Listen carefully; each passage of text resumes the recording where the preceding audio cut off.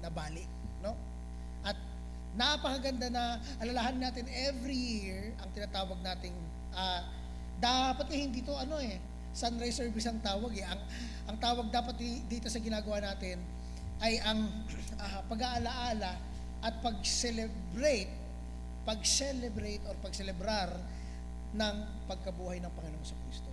Bago tayo mag-start, at tawagin ko si Pastor para sa maikling opening remarks sa ating lahat ngayong umaga, at congratulations sa mga nakagising nakagising na ganito kagano. Pastor, please. Magandang umaga po sa mga maaga. Ito po ay medyo ilang taon na rin natin ginagawa. Ito po pag-aalaala na ang sarap alalahanin na kung halimbawa tayo yung mga disipulo, maaga tayong naghahanap doon sa Panginoon na ating minamahal, at ito po ang ating magiging babaunin ngayong maghapon na ito. Nung si Kristo po ay nagbangon sa libingan, walang nakita sila doon. At ang sabi ng iba, ninakaw. Pero imposible yun kasi anong gagawin sa patay? Tatakawin, di ba? Ang katotohanan, ang nangako ang Panginoon na mabubuhay siya dahil po yun ang pangako sa atin. Kung tayo man sakali ay mamamatay din, ganun katulad ng Panginoon Kristo, wala na pong kapangyarihan kamatayan sa mga naniniwala sa Panginoon. Sa mga binayaran ng Panginoon sa kasalanan nila, mamatay man sila, muli silang mabubuhay katulad ng Panginoon. Yun po ang pangako niya. Kaya ito po ay inaalala natin, at salamat sa mga nakadaig. Ay ito po ay patuloy nating inaalala ang Panginoon. Kahit pagkatapos itong okasyon na itong pag-celebrate natin, ay sa buhay natin, lagi nating naisip, ang Panginoon kasama natin araw-araw. Kasi ang pangako niya sa Matthew 28, I am with you always unto the end of this world. So, yun po ang pangako ng Panginoon. Maraming salamat po, at ipapaliwanag ni David ngayon ang isa sa pinaka magandang biyaya kung bakit natin ginagawa ito. David.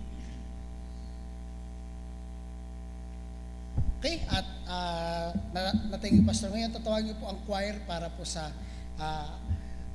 render namin na special number. At paborito ninyo itong hymn na ito. Ang title po nito ay Because He Lives. No? At pakinggan natin itong render ng awitin na ito. Papaalala sa atin, ang premise ay dahil siya ay buhay, itong mga bagay na ito ay natanggap natin, no? Choir, please.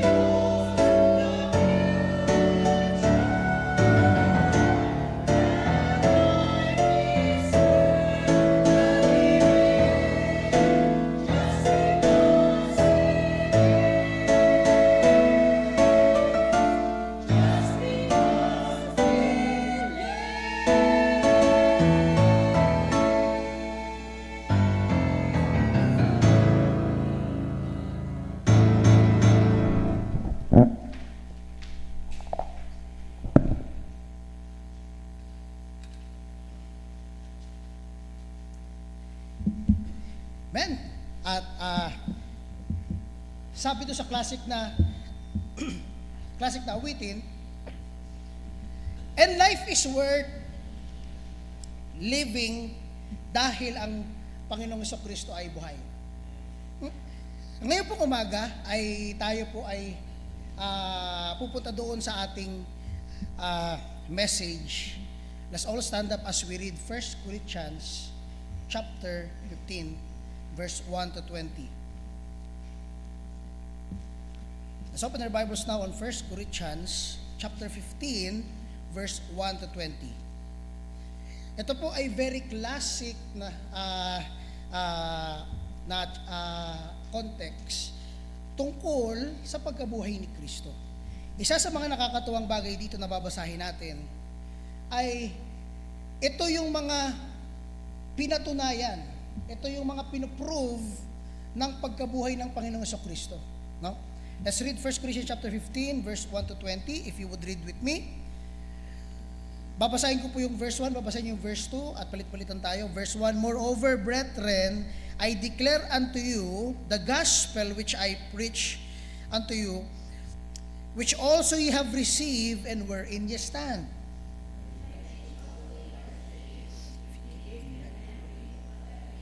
Amen.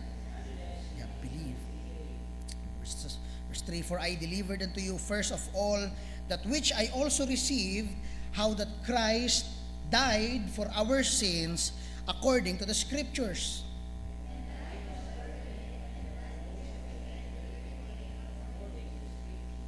And that he was seen of Cephas, then of the 12.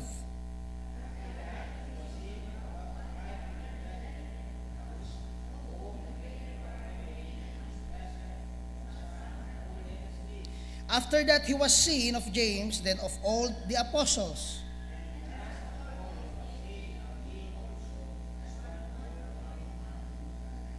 For I am the least, pinaka-least, sabi ni Paul, hindi nga dapat ako kahit na pwede ipagmalaki, I am the least of the apostles, that am not meet to be called an apostle. Because unang-una pa lang bago siya maging apostle, siya ay persecutor ng mga mananampalataya. He is the persecutor of the Church of God. Amen.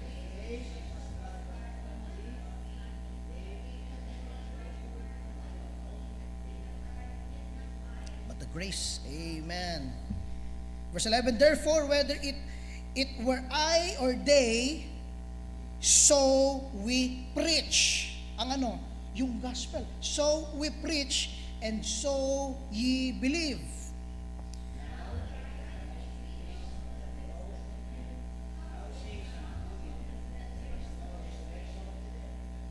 But if there be no resurrection of the dead, then is Christ not risen?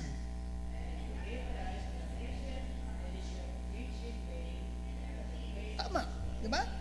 Verse 15, ye and we are found false witnesses of God, because we have testified of God that He raised up Christ, whom He raised not up. If so be that dead rise not.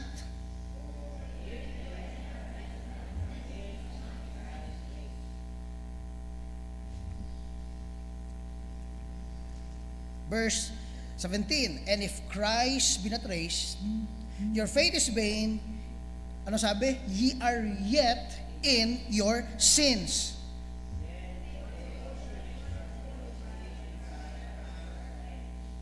If in this life only we have hope in Christ, we are of all men most miserable. Sabay-sabay po tayo, 20.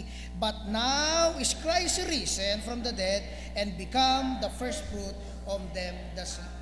Tayo po yung manalangin. Panginoon, sa aming pong bubulay-bulay nito, Panginoon, na inyong salita sa 1 Corinthians chapter 15 from verse 1 to 20, Panginoon, ay nalumalapit po kami sa inyo, Lord, para humingi ng tulong, humingi, Panginoon, ng wisdom, ng guidance, Panginoon, sa pag-aaral ng inyong salita. Makita namin, Panginoon, ang kagandahan at kadakilaan ng inyong resurrection. Hindi lang kami, Lord, matapos doon sa namatay po kayo, dahil ang pinaka-importante sa lahat ay ang amin pong pagtingin, Panginoon, sa inyong pagkabuhay. Isang espesyal na bagay na hindi namin minsan napapansin, kundi, Panginoon, dahil pala dito, marami itong na-prove at nalangin kami, Panginoon, na matulungan kami ngayong umaga, Panginoon, na makita itong mga bagay na ito sa 1 Corinthians 15. Lord, bilang magsasalita ngayong umaga, ay tanggap ko, Panginoon, na aking kahinaan, na hindi ko, Panginoon, sukat, Panginoon, na makita ang lahat ng ito. Humingi ako ng tulong sa inyo, Panginoon. Bigyan niyo ako ng bukas na puso rin at isip. Ganun din po, Panginoon, ang mga makikinig, Panginoon, na hindi, Panginoon, ang aming talino, hindi ang aming, Panginoon, galing ang mamutawi, Panginoon, sa aming pag-aaral, kundi, Panginoon, makita namin kayo at ang inyong pagkabuhay, kung paano ito, Panginoon, mag-a-apply sa buhay ng bawat isa. Salamat, Panginoon, binabalik ko po ang kapurihan sa inyong pangalan, sa pangalan ni Jesus, sa aming tagapagligtas. Amen. Isa pong common na problema sa mga Kristiyano ngayon, though hindi natin ito nakikita, pero alam ko po na lahat sa atin, especially yung sumama sa gospel drive, ang naibahagi natin doon ay doon tayo nakatutok sa si Kristo ay namatay para bigyan tayo ng kaligtasan. Tama? Alam natin na si Kristo ay namatay para sa kasalanan natin. Alam natin na siya ay namatay 2,000 years ago, dinurog siya doon sa krus ng Kalbaryo para bigyan tayo ng kaligtasan. Isang bagay na hindi na natin minsan nabibigyan ng pansin ay anong mangyayari pagtapos nun. Nung namatay siya, hindi siya nanatiling patay. No? Hindi siya nanatiling patay, and the record says, Matthew, Mark, Luke, John, Acts, 1 Corinthians, ito po ay sulat ng mga witnesses. Hindi lang ito basta libro na sinulat, ito ay mga journal, ito ay mga letter ng mga taong nakasaksi na nung pumunta yung mga apostol, nag-uunahan pa nga yung mga yung mga kababaihan, meron silang bitbit na mga mababangong bagay para dalhin doon sa libingan ng Panginoong Jesucristo. Pero pagdating nila doon, nagulat sila, bakit walang laman? Mga kaibigan at mga kapatid, nanamnamin natin ngayong umaga kung ano ba dapat para sa atin ang pagkabuhay ni Kristo. Hindi lang siya basta storya at hindi lang siya para lang sa ating slogan, because He lives, nabuhay ang Panginoon. Naniniwala kami na buhay ang Panginoon. Ang tanong, ano yun para sa'yo? Ano yun para sa'yo? Ngayong umaga po, ito ang problemang sasagutin natin. Dahil sa 1 Corinthians 15, makikita natin na marami pala tayong na-miss dahil hindi natin nakita ang kahalagahan ng resurrection ng Panginoong Jesucristo. Ito ay very classic at paborito ko ito ibahagi pagdating ng Sunday service. So, let's look at our first point, no? Pero yung title pala natin para lahat ay makasunod, kung pwede mo dyan doon maisulat, ang title natin ay What Does the Resurrection Proves? What does the resurrection proves? No? Kung pwede nga dyan maisulat para makasunod ang lahat sa ating pag-aaral ngayong umaga. Ano ba ang pinoprove ng resurrection? Unang-una sa lahat, ito ang pinoprove ng resurrection. From verse 1 to 4, nabasa natin na sabi dyan ni Paul, by the way, bigyan ko kayo ng picture si Paul ay dating parang siya yung nagmamanage doon sa mga nagpe-persecute o na pumapatay, no? Pupunta siya sa mga lugar na to para hanapin yung mga Kristiyano. Kaya makikita nyo yung damdamin ni Paul Ang sabi niya, huwag niyo na akong tawagin na apostol. I am the least of the apostles. Why? Kasi alam niya yung history niya na dati siyang ganito. Pero ang ganda ng pagkakasabi niya, but by the grace of God, eto na ako ngayon. I am what I am, a changed man, a born again man na nabubuhay sa bagong buhay. Kaya ito ang puso ni Paul na pinapakita niya dito sa mga mananampalataya sa church ng Corinthians. Dapat hindi lang manatili doon sa pagkamatay. Dapat makita natin kung gaano kasaya, kadakila yung pagkabuhay ni Kristo. Dahil ang unang pinoprove ng resurrection is this. From verse 1 to 4, sabi diyan, moreover, brethren, I declare unto you the what? Yung gospel, which I preach unto you, at ni-receive naman ninyo, at kung saan kayo nakatayo. By which also ye are saved, if ye keep in memory what I preach unto you. Pero kung hindi nyo yan ilalagay sa inyong mga isipan, hindi nyo yan pananatilihin, hindi nyo yan gagawin, edi naniwala kayo na sa walang kabuluhan. Sabi sa verse 3, dinadala ko sa inyo, first of all, yung natanggap ko. So hindi lang ito basta gawa-gawa ni Paul, kung hindi, natanggap niya rin ito. Tandaan po ninyo, sino ang nagbigay ng gospel kay Paul?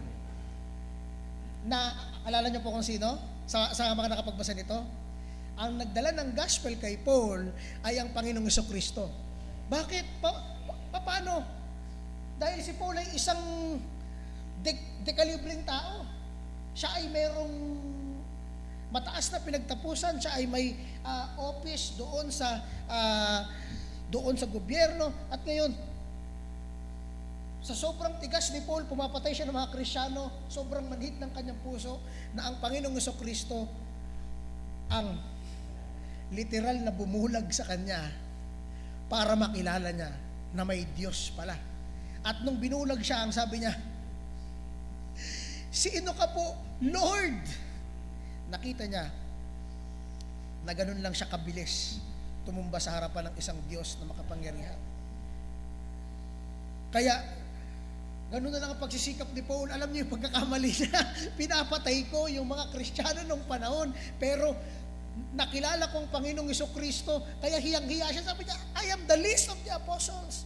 Sabi niya sa verse 3, I delivered unto you first and of all, which I also received, na-receive ko sa Panginoong Jesucristo, how that Christ died for our sins according to the Scriptures. No? Nakilala niya ang Panginoon, pero hindi niya pa alam ang gospel noon.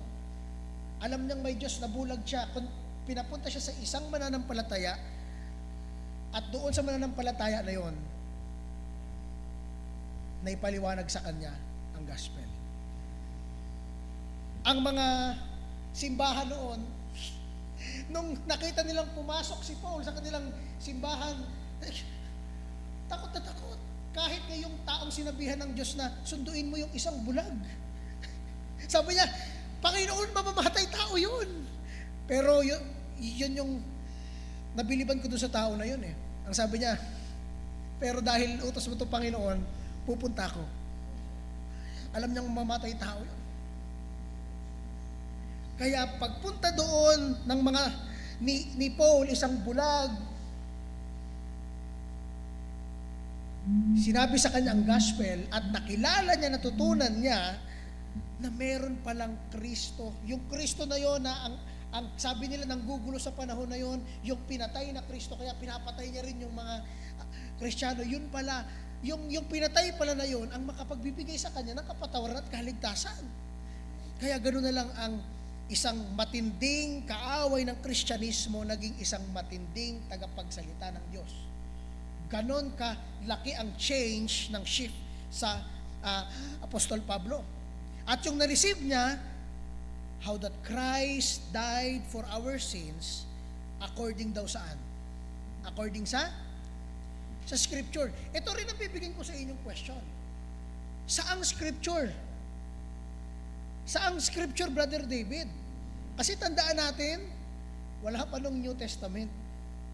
Sinusulat pa lang yung New Testament kasi mga apostol, buhay pa.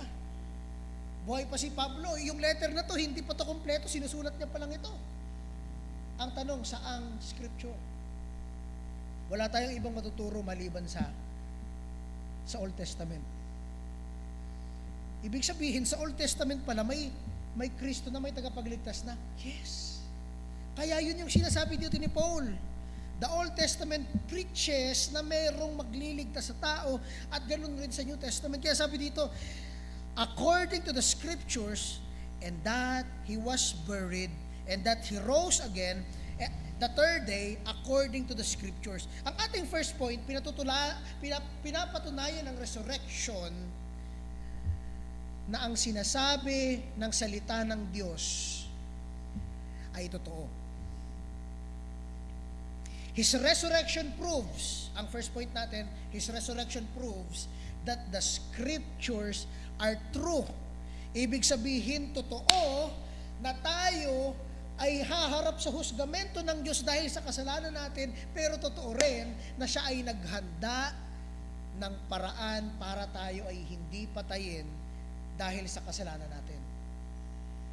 At yun ay pinakilala bilang tanging daan, tanging paraan, tanging way para tayo ay mapatawad ng Diyos, tanging paraan para tayo ay makabalik sa Diyos.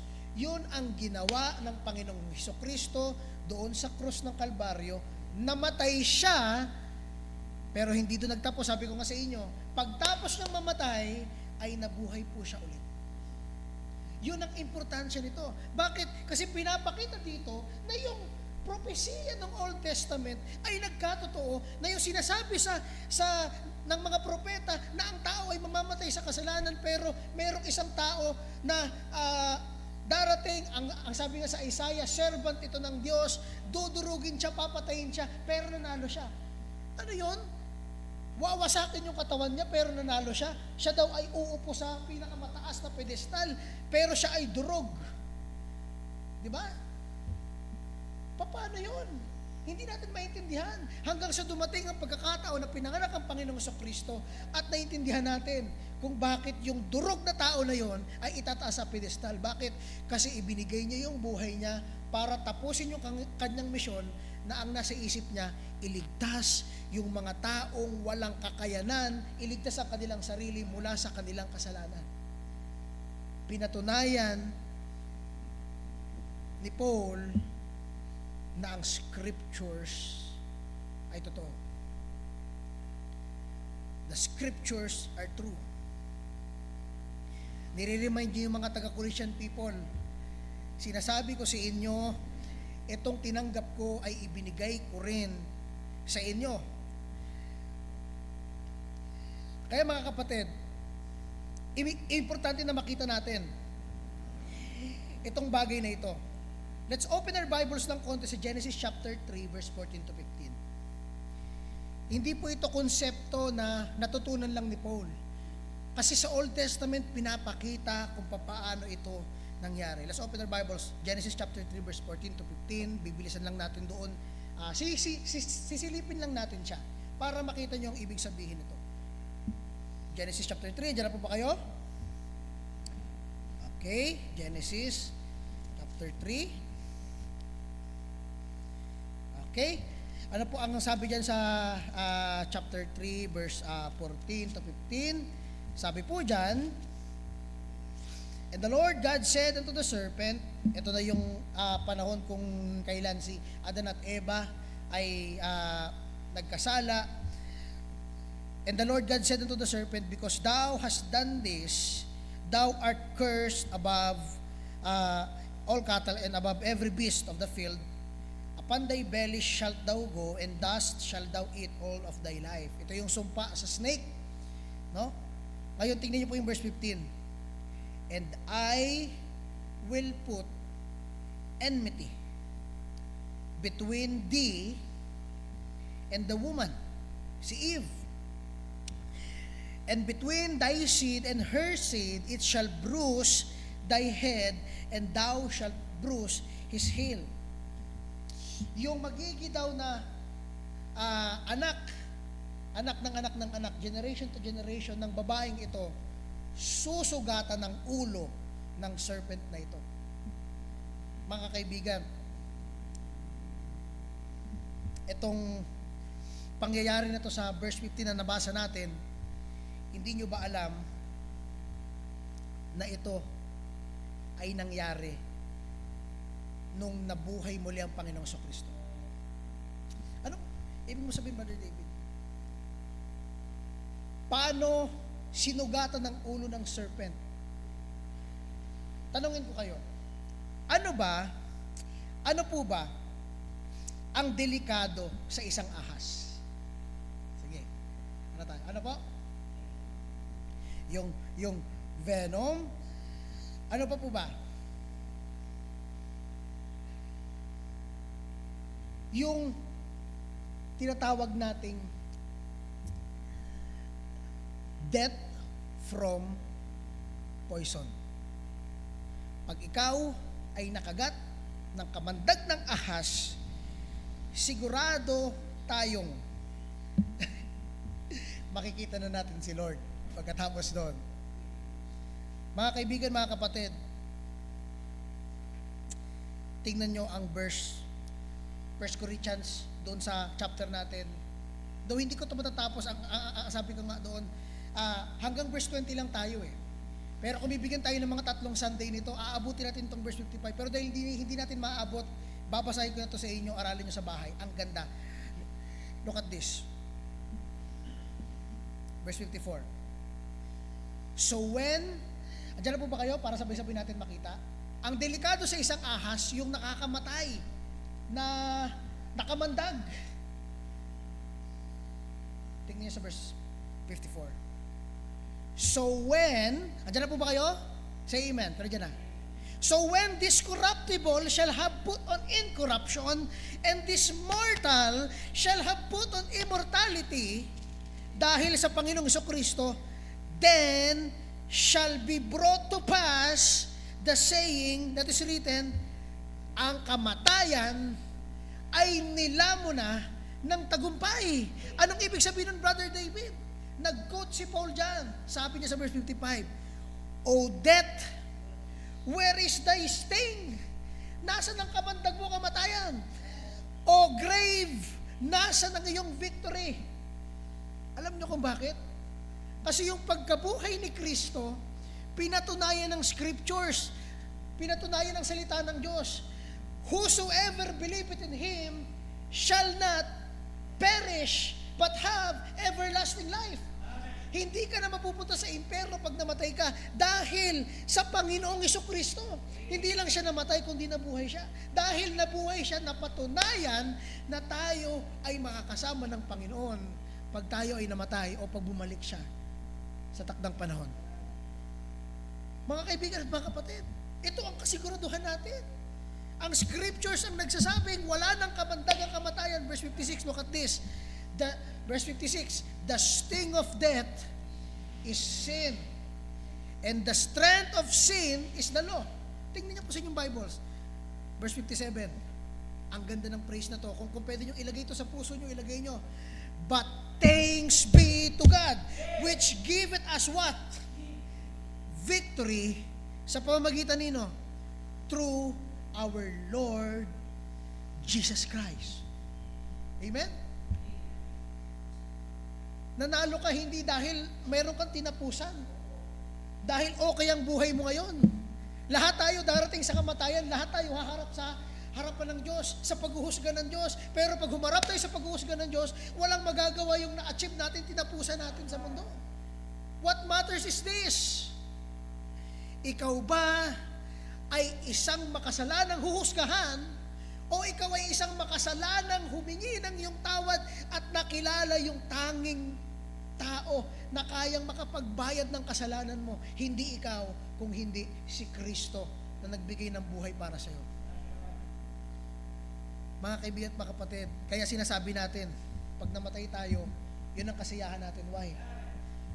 Kasi makikilala na natin ng mukhaan ang Panginoong Jesucristo na nagbigay sa atin ng buhay. First point pa lang tayo. Pero nandoon na ang glorious picture ng resurrection ng Panginoong Jesucristo. Habang nagpapatuloy tayo at nakikita niyo yung araw ay tumataas, No? Let's go sa ating second point. Hindi lang po basta pinatunayan ng pagkabuhay niya ang scriptures, kung hindi ang kanyang resurrection ay pinatunayan rin. Pinatunayan ng ano, Brother David? Pinatunayan ng mga eyewitnesses. Ng mga eyewitnesses. Ito pong verse 5 hanggang 11, kung sasabayan niyo ako magbasa. And that he was seen of Cephas. Nakita siya ni Cephas, nakita siya ng 12 nakasama niya.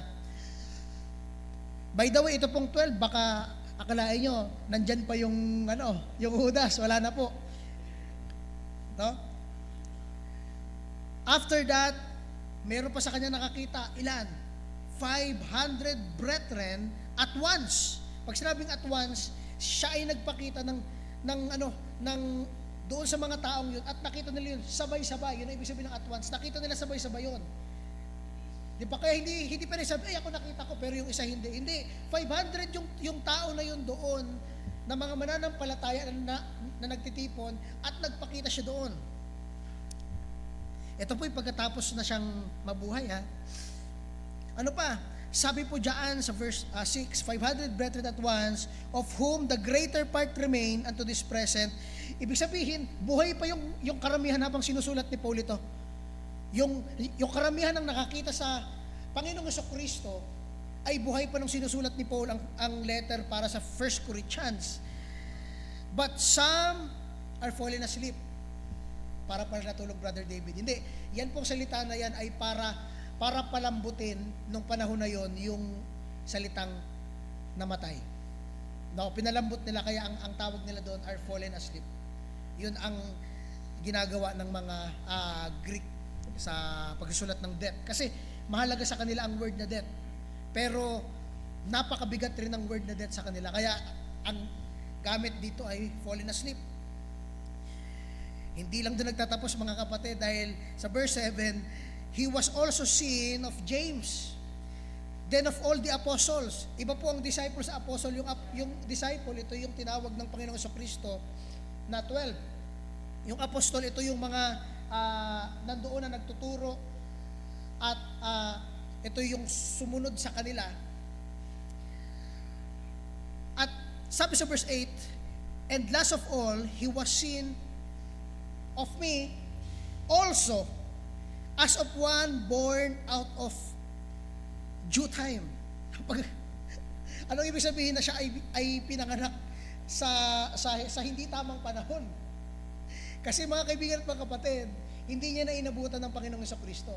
Adi nagsisinungaling pala si Paul dito. Hindi, kasi nakita niya, bakit? Binulag siya ng Panginoong Jesucristo. Nakita niya literal, kasi nakita niya yung kapangyarihan ng Diyos na kung saan papunta siya sa Damasco, siya ay nakakabayo, meron siyang kasamang mga assistant, pero siya lang yung nabulag. Siya lang yung kinausap ng tinig na yon mula sa pagkabulag na yon. Kalain nyo? Hindi niya nakita ang mukha ng Panginoon sa Kristo, pero nakita niyo kapangyarihan ng Panginoon sa Kristo. No?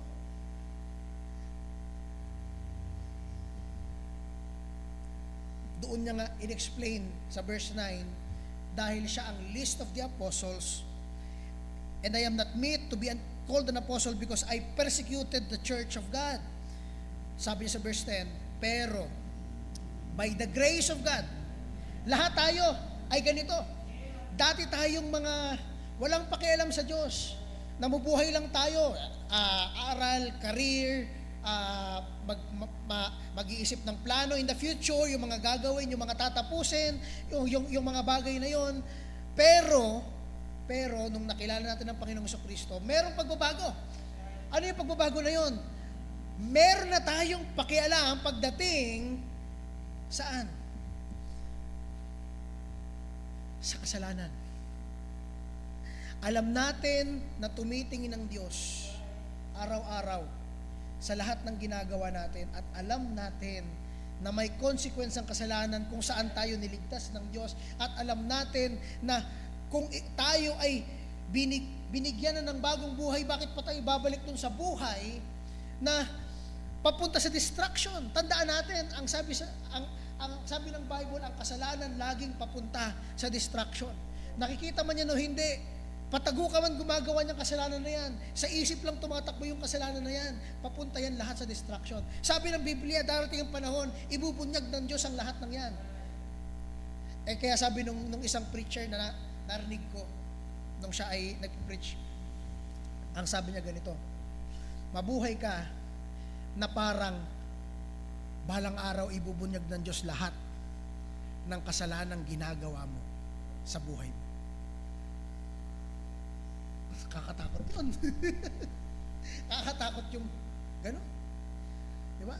Pero tama siya. Alam niyo kung bakit? Kasi kung hindi yun iniisip ng tao, hindi yun iniisip ng isang Kristiyano at binunyag ng Diyos yung kanyang pagkakamali, sira ang buhay niya, sira ang testimonya niya, sira ang lahat sa kanya. Bakit? Kasi bilang isang Kristiyano, kailangan natin mabuhay ng may integridad, sumusunod sa Panginoong Kristo. No? Kung ano yung ina-advocate ng Panginoong Kristo sa pagiging Kristiyano, dapat ganun ang ating itinataas na banner. Bakit? Kasi nga sumusunod tayo sa Panginoong Kristo. Kung tinatawag niyo siyang Lord,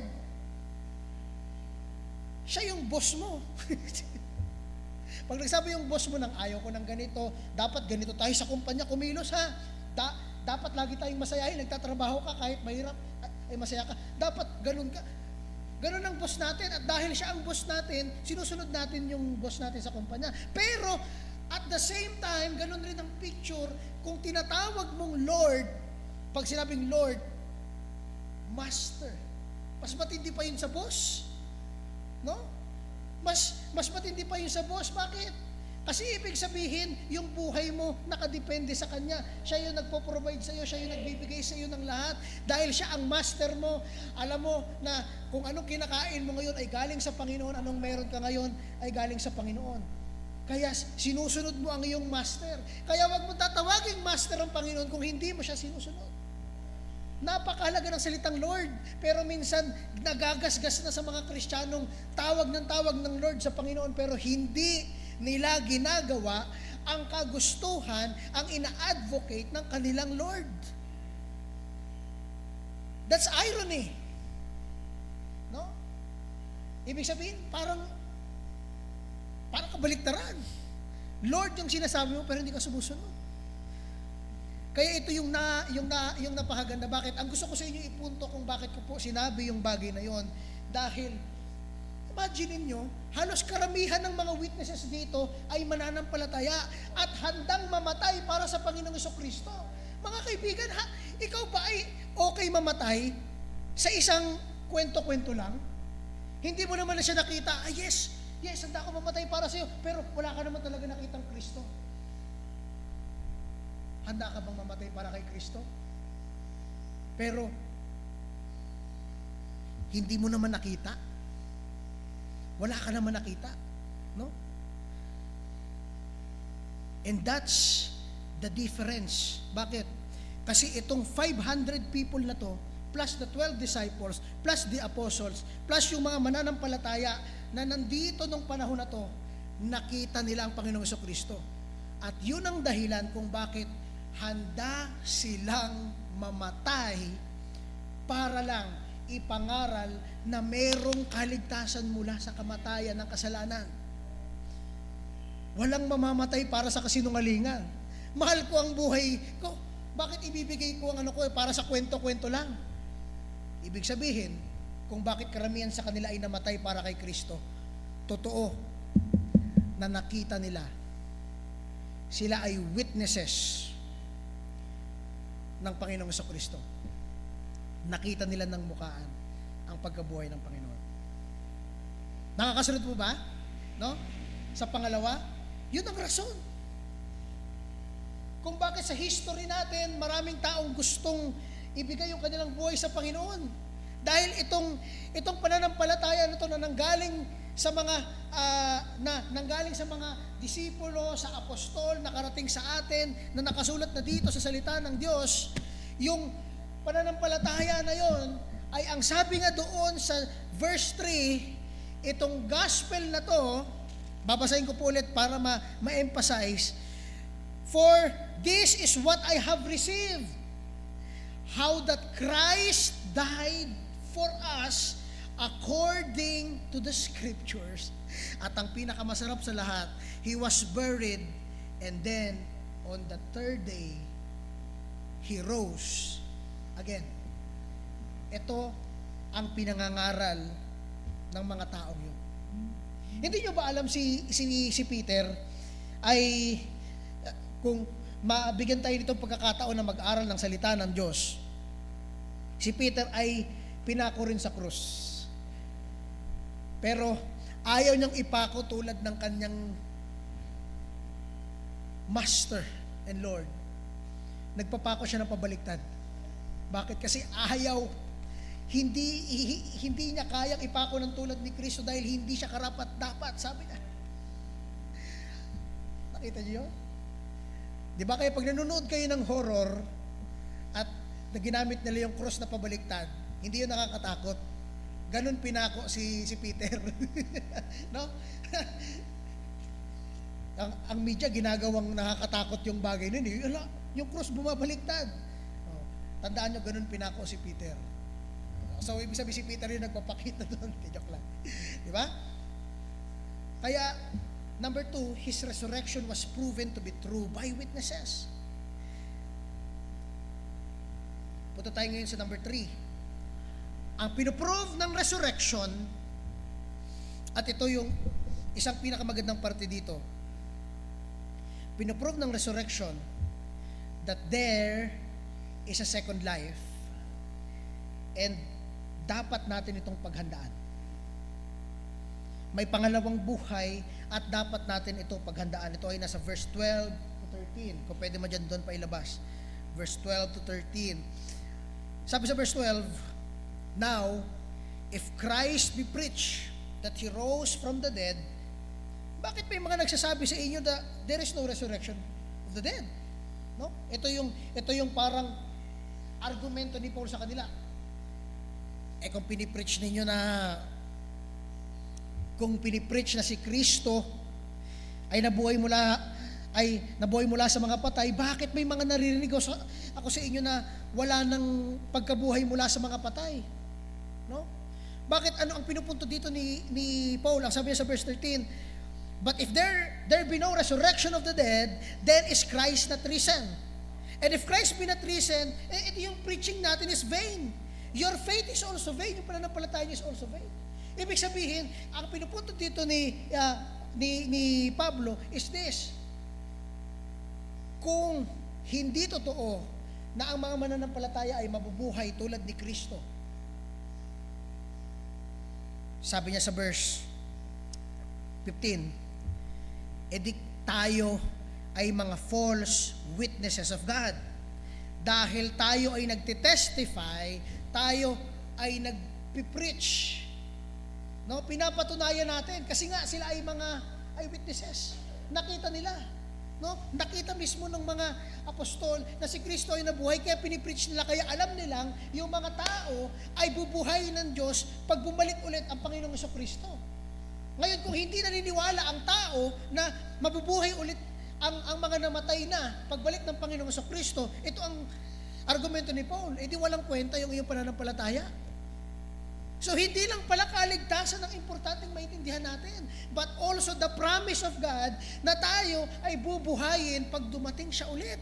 It's a truth na sinasabi sa Bible, sinasabi sa ating kaligtasan, but whosoever believe in Him shall not perish but have everlasting life. Does that sound dead? Yun ba ay natutulog pa rin? Hindi. May buhay na walang hanggan kasama ang Panginoong Hesukristo. Yan ang sinasabi ng isang dokumento from 2,000 years ago at pinatunayan ng mga witnesses na si Kristo ay nabuhay. Kaya ang mga simbahan from there hanggang nakarating sa atin ngayon on the 20th century ay patuloy pinipreach ang namatay na Kristo at nabuhay na Kristo. Bakit? Kasi nandoon ang pangako ng buhay. Sabi ng Biblia, I am the way, the truth, and the life. No man cometh to the Father but by me. Wala nang iba pa nakapagpapatawad, nagbibigay ng buhay maliban sa akin. Kaya nga nagalit sa kanya yung mga yung mga Hudyo eh. Blasphemer ka, bakit? Hindi ka naman Diyos, bakit ka nagpapatawad? Sino ka? Di ba? Anong buhay? Nagbibigay ng buhay, hindi ka naman Diyos. Nakuha natin? Kaya galit na galit sa kanya yung mga Hudyo. Ipako yan. Diyos daw siya, ipako yan. Hari daw siya ng mga Hudyo, ipako yan. Nakukuha natin? Kaya yung pagkapako niya sa krus ay hindi lang basta random event. Hindi lang yun random na bagay na nangyari. Yung pagkapako niya sa krus ay dahil galit yung mga tao sa kanya dahil sinasabi niyang nakapagpapatawad siya. Dahil sabi niya, bago pa si Abraham, andun ako. Kasama ka namin ngayon eh. Di ba? Ganon ang doubt ng mga tao sa Kristong ito. Pero hindi niya yung pinatulan. Ang sabi niya nga nung sinaksak na siya dito sa tagiliran, nung nakapako siya sa krus, pinagtatawanan siya ng mga tao, pinagsusugulan yung kanyang damit. Ang sabi ng Panginoong Kristo sa kanyang Ama, patawarin mo sila dahil hindi nila alam ang kanilang ginagawa. Ganun kamahal ng Panginoong Kristo na kahit na pinagtatawanan siya at sinaktan siya ng mga taong yun, ayaw niya pa rin silang magbayad sa kanilang mga kasalanan dahil hindi nila kakayanin yun. Yun ang dahilan kung bakit siya namatay sa krus. Mga kaibigan at mga kapatid, pinatutunayan ng verse 12 and 13, 14 ang bagay na ito. Merong pangalawang buhay at dapat natin paghandaan. Dahil nabuhay si Kristo, ibig sabihin, tama yung sabi niya sa Biblia. Babalik siya at bubuhayin niya ang mga taong nabigyan na ng buhay. No? Ang tanong ay, handa ba tayo sa bagay na yon? Mga kapatid, kung ang pumasok sa isip nyo ay hindi pa, kailangan nyo maging seryoso sa inyong pananampalataya. Anong gagawin mo? Kilalanin mo ang Panginoong Kristo. Sino siya? Bakit siya namatay sa krus? Bakit na kailangan mamatay? Pwede naman tayo patawaran ng Diyos. Bakit? Tanungin mo yung mga bakit na yon. Basahin mo yung Biblia, basahin mo yung John, Book of John. I recommend you to read the Book of John. Basahin mo yung from chapter 1 hanggang the end para makilala mo kung sino si Kristo at yung rason kung bakit sinasabing siya ang buhay, siya meron sa kanyang kapatawaran, at kung bakit na sinasabing siya ay isang shepherd, tayo ay mga tupa. Tingnan niyo ang Book of John. No? Pang-apat, ang pang-apat na pinoprove ng resurrection, tingnan po natin sa verse 14 to 19. And if Christ be not risen, then is our preaching vain, and your faith is also vain. Ye and we are found false witnesses of God, because we have testified of God that He raised up Christ, whom He raised not up. If so be the dead rise not. For if the dead rise not, ito yung pagkakasabi ito, at tingnan po natin itong part na ito. Ang ganda nitong part na ito. And if the dead rise not, then is not Christ raised. Bakit? Ang punto dito ni Paul is this. Kung hindi ka naniniwala na ang mga mananampalataya ay mabubuhay ulit, dahil ang Diyos ang bubuhay sa atin pagdating ng panahon, edi wag ka na rin maniwala na si Kristo ay nabuhay. Dahil ang nagbuhay sa Kanya ay ang Diyos. That's the point of Paul. The same power that brought Christ back to life is the same power na gagawin sa atin. Kaya nga ang sabi doon kung paano siya nabuhay, ganun rin tayo. Sabi sa Romans, kung paano siya namatay, ganun rin tayo pinatay. Pero hindi naman tayo namatay. Bakit? Kasi hindi nga ikaw yung papatayin. Si Kristo yung pinatay para sa iyo. That's the point. At kung paano naman tayo nabuhay, paano tayo bubuhayin pag tayo ay namatay na? Ganun rin yung pagkabuhay kay Kristo. Siya yung ating kuya sa pananampalataya. Siya yung ating kuya. Siya yung firstborn from the dead. Siya yung mauuna, no? Siya yung gagayahin natin. Ang kapangyarihan ng Diyos na bumuhay sa Kanya, yun rin ang bubuhay sa atin. Kaya ang sabi ni Paul, kung hindi kayo naniniwala na ang tao ay bubuhay ng Diyos pagdating ng panahon, edi huwag kayo maniwala na si Kristo ay binuhay niya. Dahil ang parehas na kapangyarihan na bumuhay kay Kristo, yun rin ang bubuhay sa atin. Nakuha po ba natin? No? Kaya,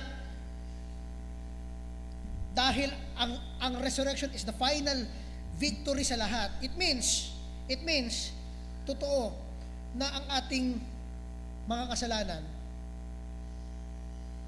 ang mga kasalanan natin, ay totoong bayad na. Ang rason kung bakit si Kristo ay namatay, para bayaran yung kasalanan natin. Pero nabuhay siya. Ano ibig sabihin nun? Ibig sabihin nun, ay, sabi nila, nabuhay pala, di hindi bayad. Hindi, namatay na nga siya. Ang kabayaran ay ang kamatayan. Di ba? Romans, ang kabayaran ay kamatayan. So, namatay si Kristo, pero nabuhay siya kasi hindi siya kayang hawakan ng kamatayan. No? At ganun rin yung gagawin sa atin. Kaya ang sabi ni Paul dun sa huling verse ng chapter 15, asa ng kamandag mo kamatayan? Mamamatay man ako pero bubuhayin pa rin ako ng Diyos. Dahil yun ang pangako niya sa mga mananampalataya sa Kanya. Ang buhay ay hindi sa atin kung hindi ang Diyos. Kaya nga doon sa gospel drive, ang lagi kong sinasabi, di ba, ang sinasabi ng mga tao pag namatay ang isang tao, binawian na ng buhay. Bakit? Kasi hindi natin hawak ang buhay natin. Kahit gaano kakayaman, hindi mo siya mapapahaba. Kaya kung anong binigay sa iyong buhay ng Diyos, sulitin mo yun. At kung the best to do is habang nabubuhay ka dito, inaabot mo yung iyong mga kayang abutin, pinapasalamatan mo ang Diyos at nagtatrabaho ka para sa Diyos. No? Kaya mga kapatid, sa resurrection ni Kristo, pinatunayan niya ang gospel. That's our fourth point. His resurrection proves, yung number 4 natin, His resurrection proves the gospel. Pinatunayan niya ang kanyang pagkamatay ay natapos. At nung siya ay nabuhay, totoo na binayaran ni Kristo ang ating mga kasalanan, totoong makakalapit na tayo sa Diyos Ama, totoong napatawad na tayo dahil nabayaran na nga niya, at totoo rin na yung hustisya na hinihingi ng Diyos ay napawi na, nabayaran na, nabigyan na ng hustisya. Bakit? Kasi may namatay na, hindi nga lang ikaw. Kung hindi si Kristo na namatay para sa iyo. At hindi lang yon. Dahil nabuhay muli si Kristo, totoo na tayo ay tinubos na. Ano ibig sabihin ng tinubos, Brother David? Yung tinubos, ibig sabihin, ikaw ay isinangla, nakasangla ka, sinangla mo yung sarili mo sa pagkakaalipin sa kasalanan. Araw-araw ang isip mo, nag-scroll ka lang sa cellphone, nagkakasala ka kasi yung mga nakikita mong mga bagay doon, no? Nakasangla ka sa kasalanan, pero nung si Kristo ay namatay sa krus, pinatawad ka niya, binalik ka niya sa Panginoon, tinubos ka niya. Binayaran niya yung utang mo na hindi ka makaalis doon sa kasalanan na yon. Binayaran niya yun para makalaya ka na. Kaya sinasabi natin ng Kristiyano isang malayang tao. Bakit? Malaya pero ang daming rules. Yun ang kaisipan ng unbeliever. Pero sa kaisipan ng mananampalataya, naiintindihan nila, malaya na ako sa kasalanan. I can now choose to say no to sin. May power ka na to resist. Hindi dahil kaya mo, kung hindi dahil si Kristo ang nagbibigay ng victory. No?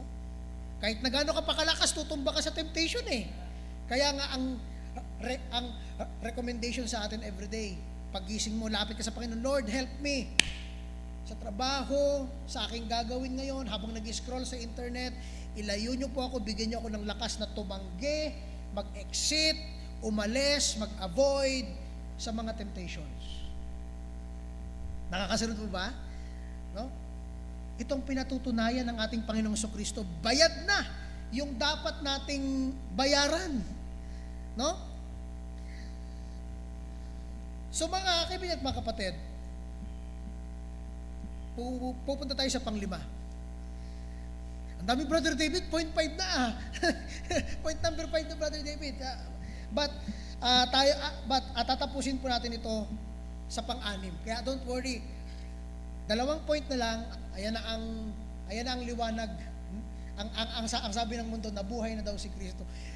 Buhay talaga si Kristo 2,000 years ago na. No? Ang sineselebrate na lang natin, yung kahalagahan ng kanyang pagkabuhay. Mahalaga para sa ating mga Kristiyano ang pagkabuhay ng Panginoon sa Kristo. Number 5, pupunta na tayo sa verse 20, isa sa mga paborito kong verse. So kung ganon lang naman, sabi ni Paul, no? Kung hindi kayo naniniwala na si Kristo, na tayo ay bubuhayin, huwag na rin kayong maniwala na si Kristo ay nabuhay. Walang kwenta ang inyong pananampalataya, walang kwenta ang inyong paniniwala na binayaran ni Kristo ang kasalanan mo sa kasalanan, ang kasalanan mo noong panahon, doon sa krus ng Kalbaryo, huwag ka na rin maniwala doon. At huwag ka na rin maniwala na yung mga namatay na ay okay. Ang sabi sa verse 18, dahil kung hindi ka naniniwala na tayo ay bubuhay ng Diyos, yung mga namatay na ay nagdudusa na. Dahil walang kaligtasan, wala ring kasiguraduhan, walang pangako ng buhay na walang hanggan, walang pangako ng kaligtasan, yung mga namatay na ay nagdudusa. Kung ganun ang paniniwala nyo na hindi tayo bubuhayin pagdating ng Panginoong Kristo. Verse 19, if in this life only we have hope in Christ, anong sabi dyan? We are of all men most miserable. Tayo ang pinakakawawang-kawawa sa lahat ng tao. Why? Dahil lahat tayo sa impyerno pupunta. Lahat tayo babayaran ang ating mga kasalanan sa impyerno. Lahat tayo tatanggapin ang hustisyang dapat natin tanggapin. Lahat tayo magre-receive ng galit ng Diyos at walang makakatakas. Sabi sa verse 20, but now is Christ risen from the dead. Pero mga kaibigan at mga kapatid, may kwenta ang ating pananampalataya. Tunay na tayo ay ligtas. Tunay na binayaran ng Diyos ang ating mga kasalanan. Tunay na hindi niya tayo pinabayaan. Tunay na wala pa tayong kayang gawin, sabi sa Romans 5:8, ay may pakialam na siya sa atin, nagbigay na siya ng pagkakataon para tayo ay magbago. Lahat ng yun ay nangyari dahil ngayon si Kristo ay nabuhay. At yun ang hindi natin ipagpapalit, but now is Christ risen from the dead and become the first fruits of them that sleep. Ibig sabihin, sa lahat ng namatay, siya ang naunang binuhay ng Diyos na gagawin rin sa atin.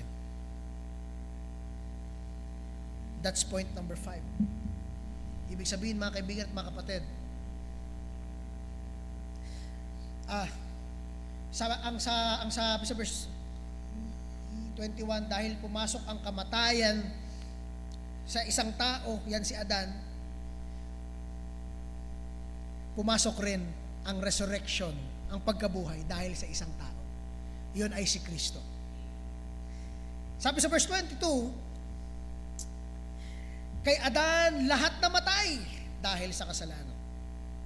Even so in Christ, lahat ay, ano sabi ng verse? Lahat ng na kay Kristo ay mabubuhay. That's the difference. Tao mamamatay, si Kristo mabubuhay. Kaya kung hindi tayo lalapit sa Panginoong Kristo, hindi tayo bubuhayin tulad niya. Kasi hindi bayad ang kasalanan natin, hindi pa tayo pinatawad ng Diyos, at hindi pa tayo binabalik sa Diyos. Sabi sa verse 24, but every man in his own order. Si Christ ang una, afterward, tingnan niyo to, Pagkat si Kristo ang mauna, pagtapos ni Kristo. Anong sabi diyan? Pagtapos ni Kristo, sino daw? Sino? Dali. Sabay-sabay tayo. Pagtapos ni Kristo, si Christ ang first fruit, siya ang unang bunga. Pagkatapos nito, sila na kay Kristo. Amen ba? The Bible speaks for itself. Ang Biblia nagsasabi, dahil nabuhay siya, mabubuhay rin tayo. And the people of God say, Amen. Balang araw, lahat ng mananampalataya sa Panginoon ay haharap sa Diyos. Makakasama ang Diyos. Kaya kung naniniwala kayo na si Kristo ay nabuhay, matuwa kayo sa kaligtasan ninyo, pero matakot kayo sa wala pa sa Kanya. Mahal mo sa buhay at kamag-anak mo at mga taong malapit sa iyo, kailangan mong ipakilala na ang kasalanan natin may consequences. It has consequences. Pwedeng ginagawa mo yun ng tago, it has consequences. May kabayaran yan sa Panginoon. Higit sa lahat, may impyerno para dyan. Pero hindi tayo pinabayaan ng Diyos dahil binigay niyang kanyang anak. At hindi siya nanatiling patay, nabuhay siya. Kaya totoo na tayo ay mabubuhay kasama niya, napatawad na, ibinalik na sa Diyos at binigyan ng pag-asa. Lastly, number 6. Number 6. His resurrection proves, ito yung panghuling pinapatunayan ng resurrection. His resurrection proves He is God the Son who will reign in His victory. We will end with this point. Ang pagkabuhay ng Panginoong Hesukristo, pinapatunayan na siya ay anak ng Diyos. Diyos anak. Okay? Pagka sinabi natin reign, who will reign in victory, ano ibig sabihin ng reign? Maghahari. Siya ay maghahari. I want every one of us to read verse 24 at tatapusin natin ito dito sa pinakahuling mga verses. Hanggang sa verse 28. Sabi ko hanggang verse 20 lang eh. Di ba? Pero bonus ito para sa inyo. Bonus para sa atin. Verse 24 to 28. Then cometh the end. On your Bibles, please. Dahil hindi ito storya-storya ko lang. Nasa Biblia ito, naka-record. Look at this. Then cometh the end, when He shall have delivered up the kingdom of God, even the Father, when He shall have to put down all rule and all authority and power. Darating ang panahon. Darating itong panahon na ito. Itong panahon na ito kung kailan, ito na ang kaharian ng Diyos. Ibababa niya lahat ng rule and authority and power dahil, sabi sa verse 25, He must reign. Siya ay maghari. Siya ang magiging nasa taas till He had put all enemies under His feet. And look at verse 26. Ang pinakahuling kaaway na wawasakin ng Diyos ay ang kamatayan. Death. Anong ibig niyan sabihin, Brother David? Look at verse 27. For He had put all things under His feet. Lahat ng bagay ay ilalagay niya sa paanan ng Panginoong Hesukristo. But when He said, all things are put under Him, anong ibig sabihin nun? It is manifest that hindi doon kasama ang Diyos, syempre, ang Diyos Ama. Kung hindi, sino daw?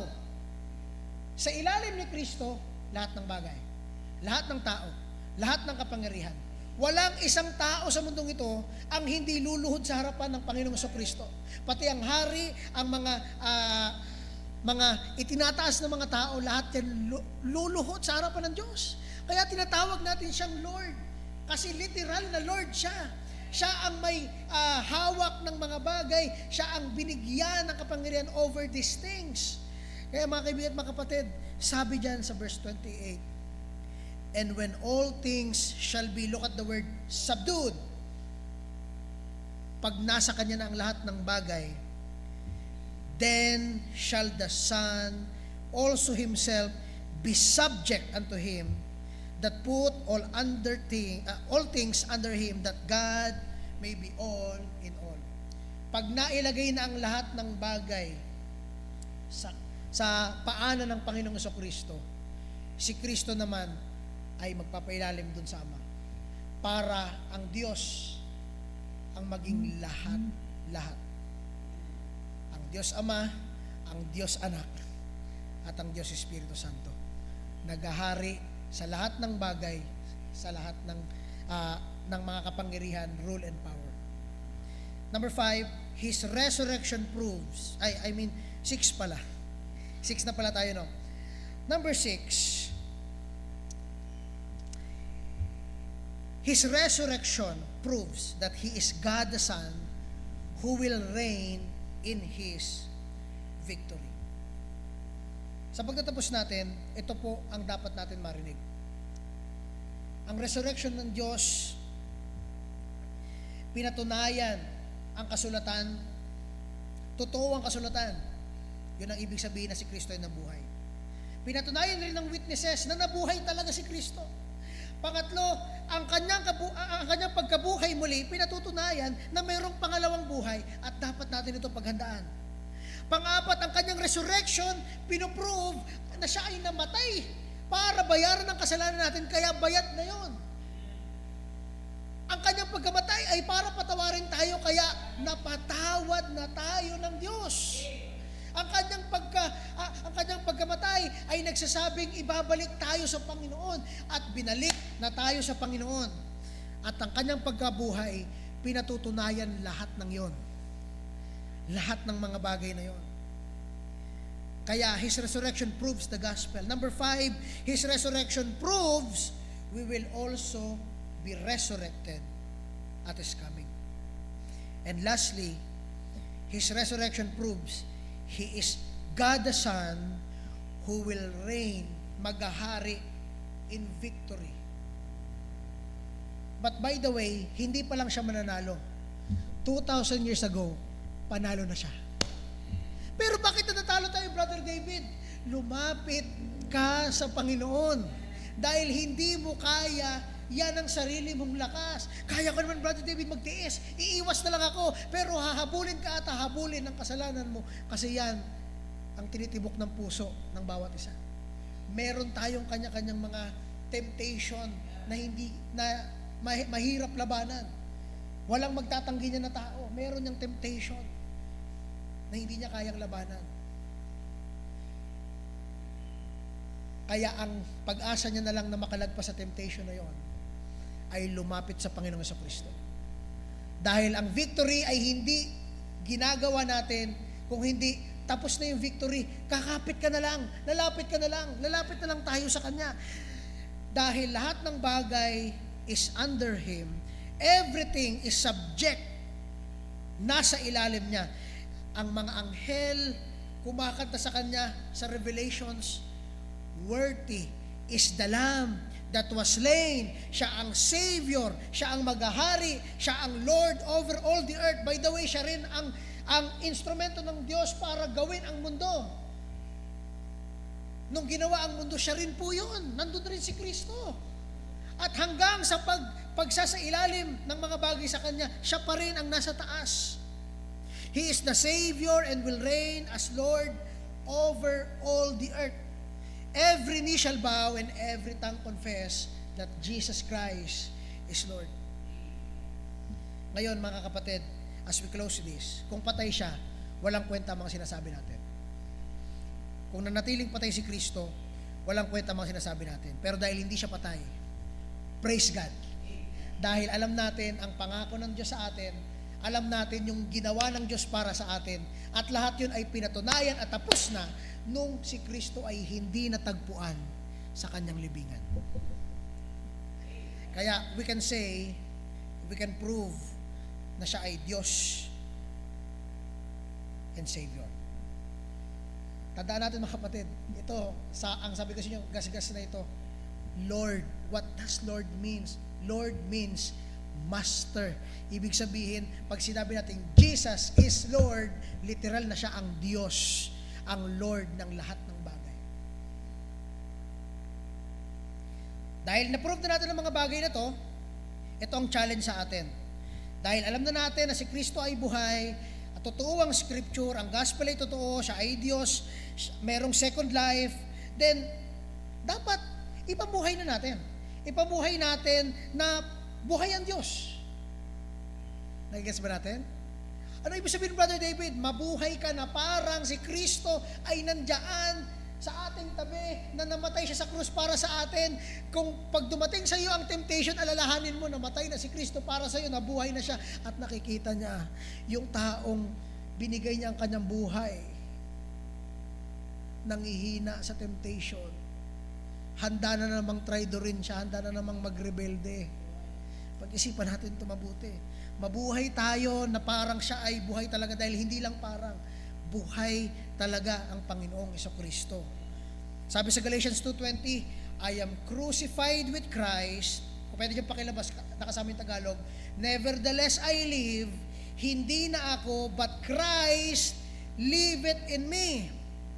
And the life which now na ikinabubuhay ko in the flesh, ay ikinabubuhay ko saan? Sa pananampalataya at sa pagtiwala sa anak ng Diyos, who loved me and gave Himself for me. Huwag nyo na lang gawin para sa baptist. Gawin nyo na lang para sa Kanya.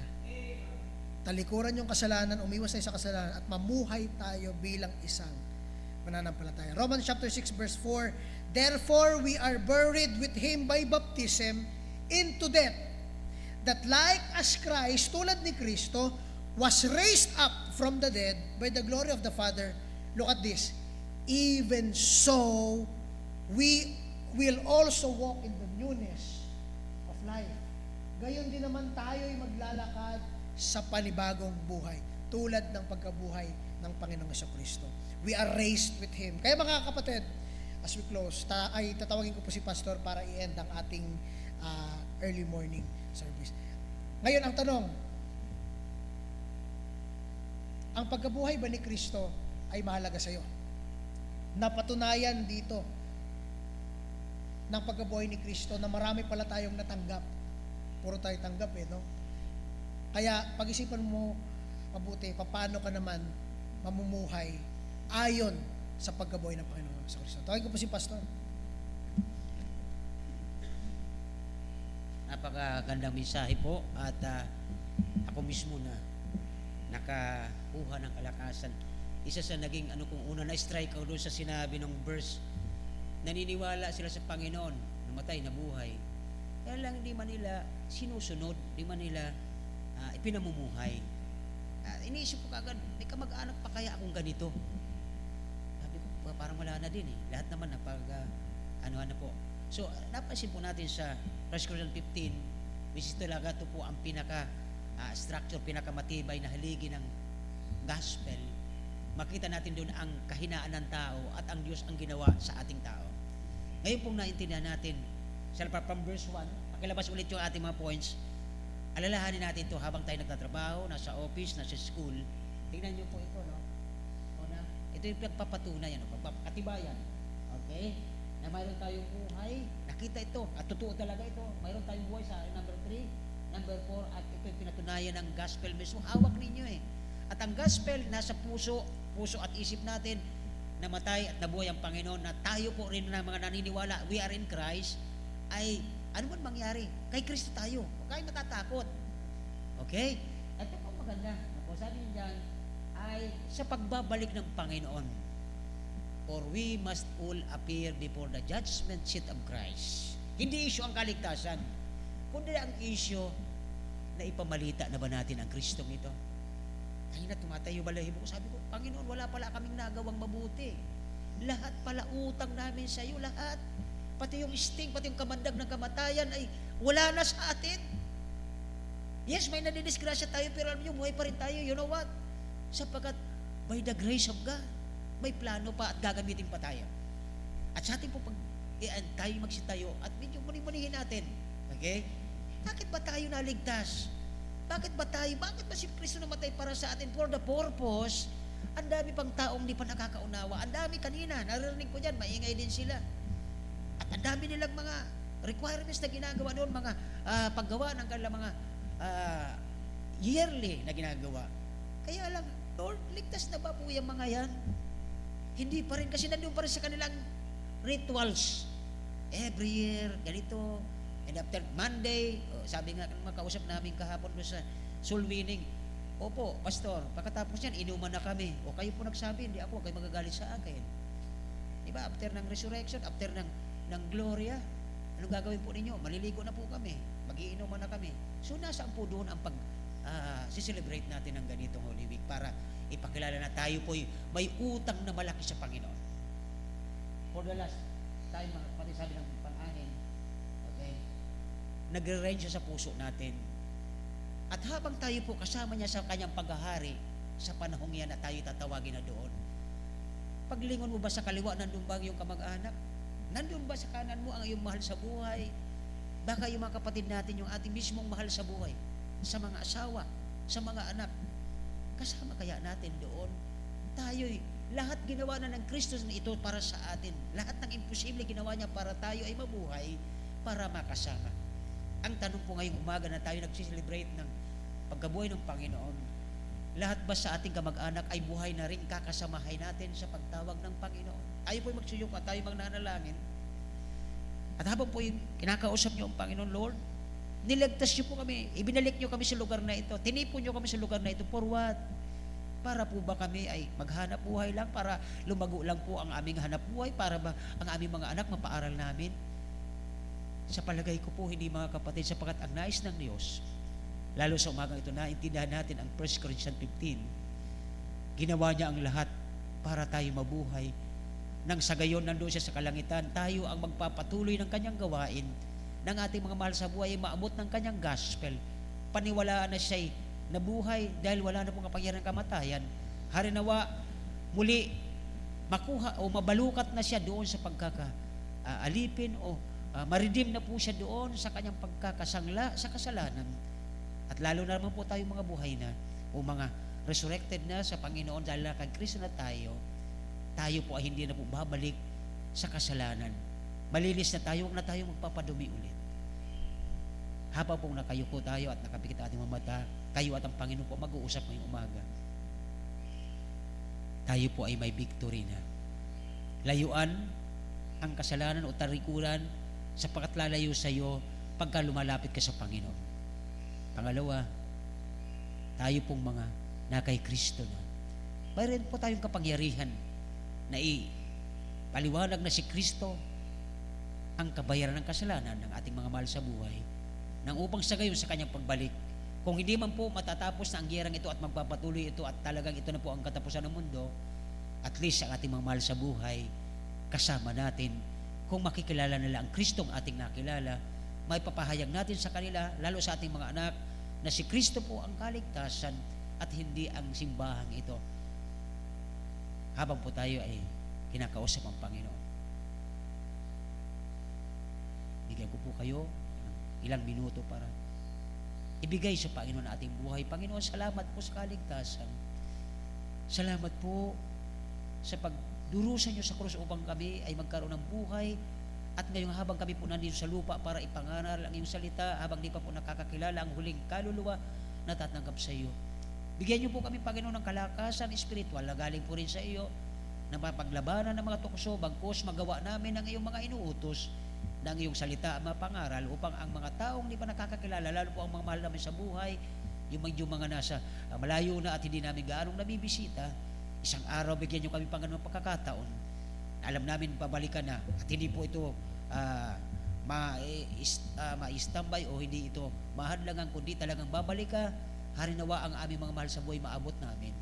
Nang dahil sa mayroon na po kaming kapangyarihan sa aming mga puso at buhay, na namatay ka na at nasa buhay ka na namin, ang aming pinamumuhay ngayon ay hindi na ang amin, kundi ang buhay ni Kristo na amin na pong pinagbubuhay ngayon, at amin na pong itong ginagawa at aming inala sa isip at puso na isang araw darating ka ng aming mga mahal sa buhay. Harinawa makasama namin. Tayo po'y manalangin. Dakilang Diyos, salamat po sa umagang ito, napakagandang mensahe para sa iyong pagkabuhay na mag-uli. Naintindihan namin, Panginoon, wala kaming dapat ipagmalaki. Lahat ng mayroon kami ay ginawa mo at ipinagkaloob mo, ibinigay mo. Ano man ang aming mga plano ngayon, Panginoon, harinawa, nasa unahan ka at hindi nasa ilalim at hindi nasa kaulihan. Ang aming pagpapalagi at pagpapaaral ng aming mga anak, Panginoon, ikaw po ang nangunguna na siyang magtuturo sa kanilang katotohanan habang kami ay nagiging malapit po sa iyo every Sunday. Ikaw po ang aming inalapitan dahil nasa iyo ang kalakasan, kapangyarihan, at ang lahat na ay ang pag-iiwas sa anumang mga nais ng kaaway. Salamat po sa umagang ito sa mga nakarating. Salamat po sa mga nagpunyagi, na salamat po, mahal ka nila, Panginoon, at mahal mo lalo po kami. Kami po humingi ng tulong hari mamaya sa aming second service. Kayo pa rin po ang manguna sa mensahe, kayo pa rin po ang maipangaral, kayo pa rin maitaas. Salamat po sa umagang ito, sa pagpapalang ito, na kung hindi dahil sa iyo, Panginoon, sasayang po ang lahat kung hindi ka po nabuhay. Salamat po sa pananampalataya amin tinanggap na totoo ka at nabuhay ka, at ikaw ang makapangyarihan sa lahat, at lahat ipapaisilalim niya sa iyong kamay at paanan, sapagkat ikaw ang aming Diyos at Panginoon. Maraming salamat po. I-bless mo po ang aming pagkasaluhan ngayong umaga, na pagkain, pisikal, at lalo na po yung spiritual ay hindi mawala sa puso namin. Sa pangalan ni Jesus, aming hilat pasalamat. In Jesus' name we pray. Amen. Thank you po. Amen. Okay, so mag-ano muna tayo. Let's have breakfast, at mamayang alas 10 kita-kita ulit tayo for our second, yung ating main service mamaya. Okay po? So,